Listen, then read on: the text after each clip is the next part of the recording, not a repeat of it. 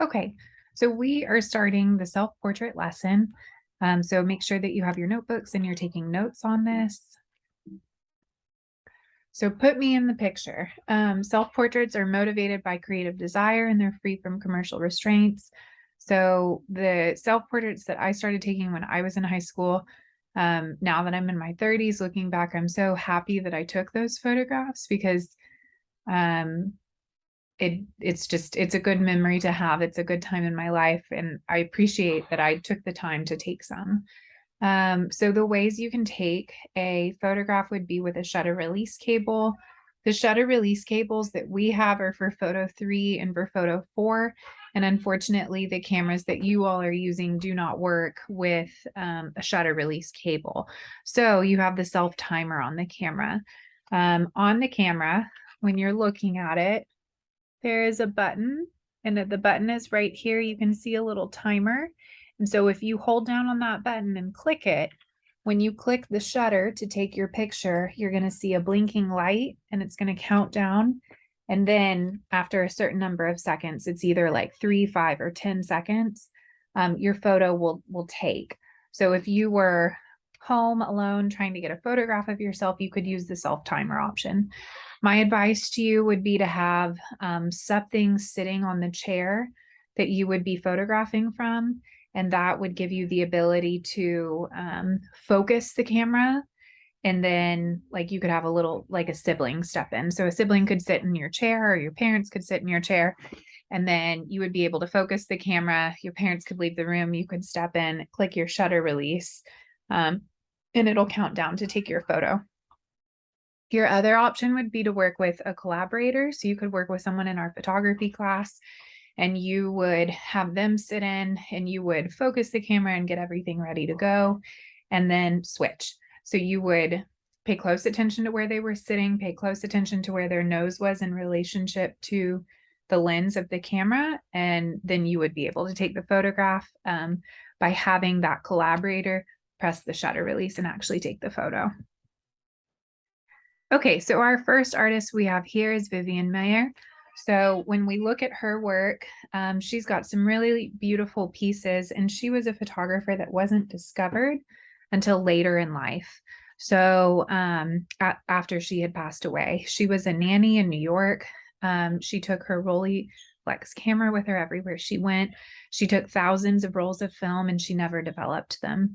So after she passed away, I guess the family she had been living with found, or maybe it was her family later in life, found a trunk. And inside of the trunk were all of the pieces of artwork that, or excuse me, all of the rolls of film. And so all of the rolls of film were stored inside of the trunk, but not developed.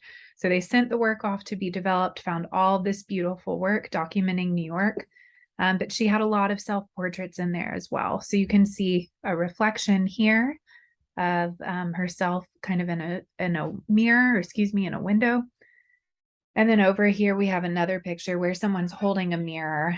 And by keeping the camera lower down, she was able to get the reflection of herself in the photograph.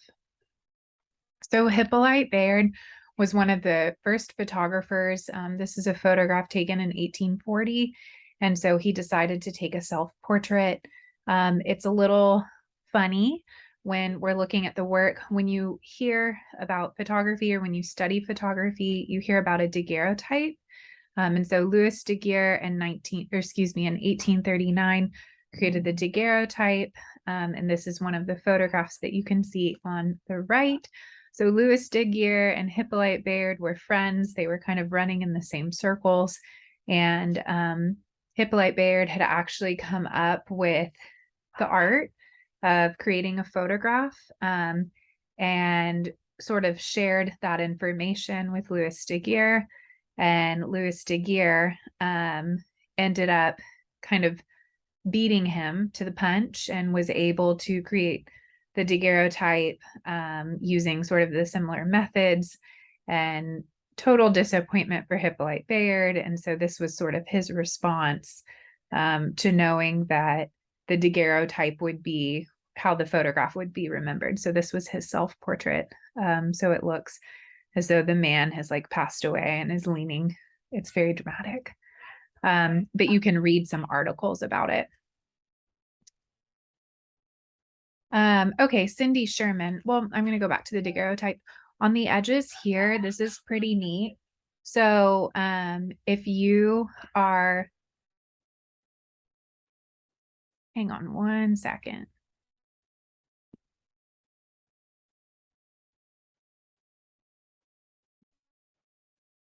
Okay, so Louis Daguerre, the photographs, when you see a daguerreotype, it's like the chemicals have been placed onto some sort of metal surface, and the metal surface, as it's exposed to air with time, oxygen, you can kind of see on the sides how the image has started to degrade a little bit or fade.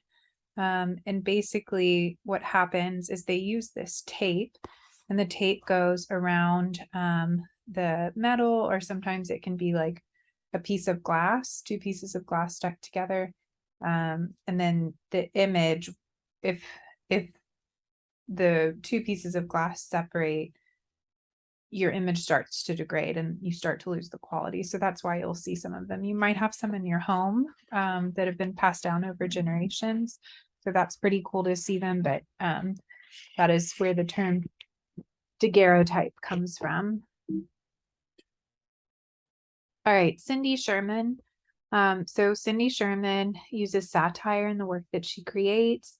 So this is the same woman in every photo. I think that when you look at her work, sometimes it can be comical, but I think what she's trying to do is sort of exaggerate different personalities that people can take on and different identities that people can take on.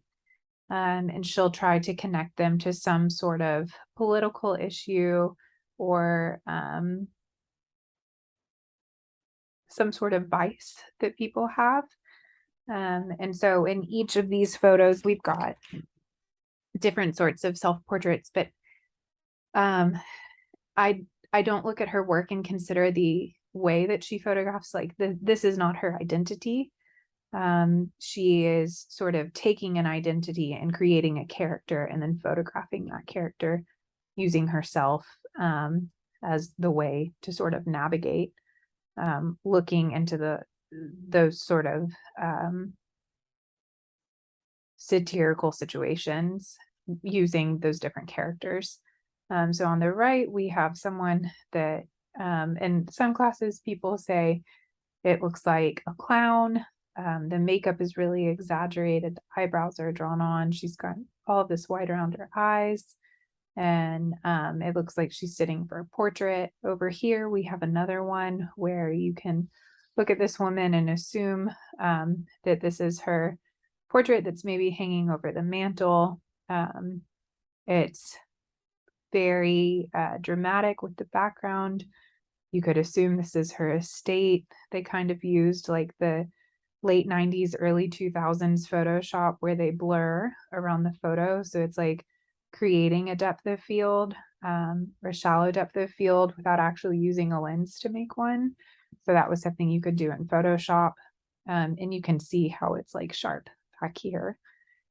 And then on the left, we have this black and white photograph. So you can see she's been doing this for a long time. And there's lots of different work that you can find online. Okay, Robert Mapplethorpe. So Robert Mapplethorpe took these photographs, these self-portraits, and on the left, we have a photograph where he is sort of staring down the camera. Or maybe looking just slightly above the camera, but he creates this ghostly image by having a slow shutter speed. And so by having the slow shutter speed, the camera's on the tripod, maybe he's got a timer going. He can stand very still and stare directly into the camera. And then before the shutter releases, or as the shutter's releasing to take the photograph, he moves his head kind of quickly to his side and then moves it back straight on, still and focusing on the camera. And that's how you create something that looks sort of like a ghostly image from that slow shutter speed. On the right, we've got a photograph, and I would usually ask you all, like, what do you think this means? So we've got Robert Mapplethorpe really staring straight onto the camera. He's got his hand gripping a cane, and he is wearing black, and he's sort of floating in this abyss in the photograph. And the way that his head stares directly into the camera lens, along with the way that the skull on his cane is staring directly into the camera lens, they sort of mimic each other. So we talk about the idea of this like grasping onto life or grasping onto the concept of death. He's still very much alive in this photograph, but Robert Mapplethorpe was making work when the AIDS pandemic was happening. And so in his community, lots of people were passing away or getting really ill, and people didn't understand why. And so he was diagnosed, and this was his way of sort of like coping with um, his diagnosis and creating work based on the idea of death and what that could mean for him. Okay, the photo booth is another option. So you could create this on Photoshop.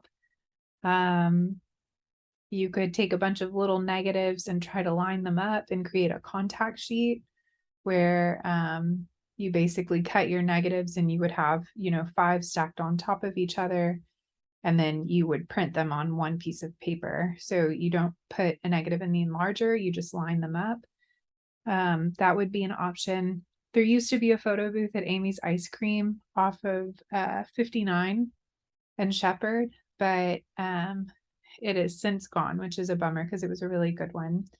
So on the left, we have a photograph or photos, self-portraits that Andy Warhol has of himself. So it's a great way to get pictures taken.